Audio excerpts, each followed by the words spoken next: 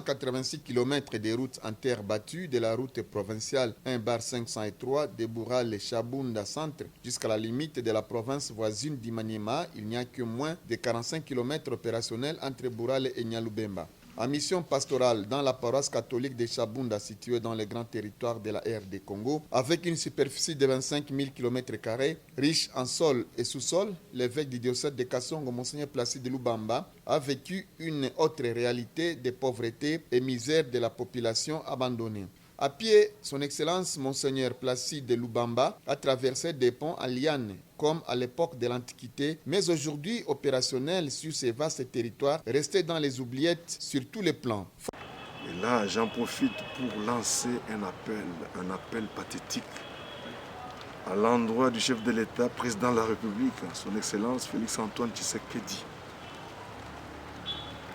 Puisque cette route, la réhabilitation de cette route fait partie de sa vision qui est celle de servir le peuple d'abord.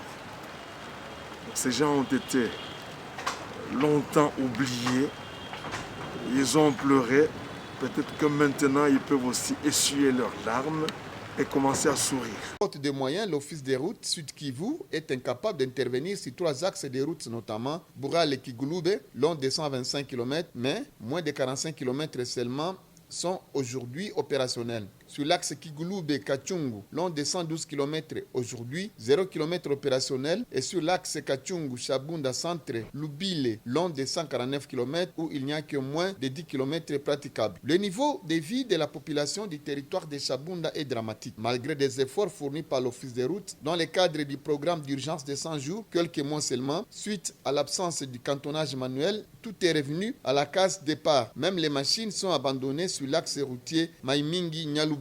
Sur la route provinciale 2/526, axe routier Kalole-Penenkusu-Matili, à la limite avec les territoires de Pangi, vers Kalima, dans la province du Maniema. Long de 120 km, la route est complètement endommagée. Tous les ponts en bois sont aujourd'hui en majorité remplacés par des ponts en liane. Le villageois de Kalole, chef-lieu de la chefferie de Wakabango 1er, de Murundu, Kanyombo, Kazombo, Penenkusu, Makanga 1 et 2 et d'autres villages du territoire en difficulté lancent un SOS au gouvernement congolais.